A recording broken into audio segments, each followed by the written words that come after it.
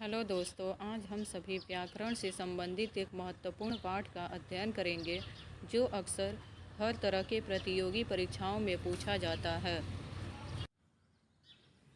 हमारा आज का पाठ है शब्द विचार।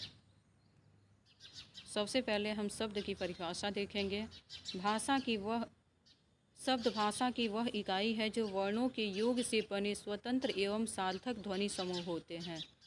अब हम शब्दों का वर्गीकरण देखेंगे। इसे 5 भागों में बांटा जाता है।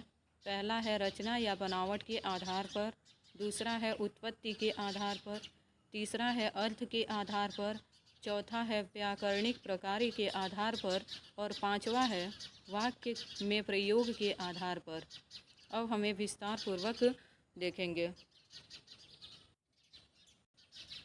शब्द विचार। पहला, रचना या बनावट के आधार पर शब्दों के भेद।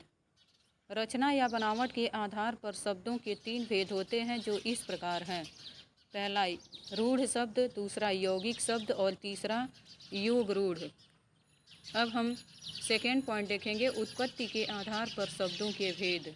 स्रोत अथवा उत्पत्ति के आधार पर शब्दों को 5 भागों में बांटा जाता है। पहला है तत्सम शब्द, दूसरा तद्भव शब्द, तीसरा देशज शब्द, चौथा विदेशी शब्द और पांचवा है संकर शब्द।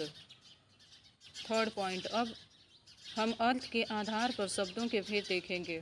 अर्थ के आधार पर शब्दों के 6 भेद होते हैं। पहला पर्यायवाची या समानार्थी शब्द, दूसरा विलोम या विपरीतार्थक शब्द, तीसरा एकार्थक शब्द, चौथा अनेकार्थक शब्द, पांचवा श्रुतिसम या भिन्नार्थक शब्द, छठवां अनेक शब्दों के लिए एक शब्द। 4 पॉइंट, व्याकरणिक प्रकार के आधार पर शब्दों के भेद।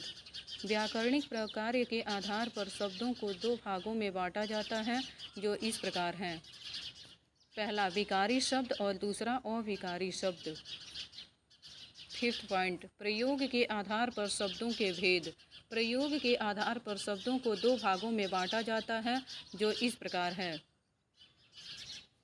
पहला सामान्य शब्द और दूसरा तकनीकी शब्द। अगर ये वीडियो आपको पसंद आए तो लाइक और सब्सक्राइब करें तथा कमेंट करें। धन्यवाद।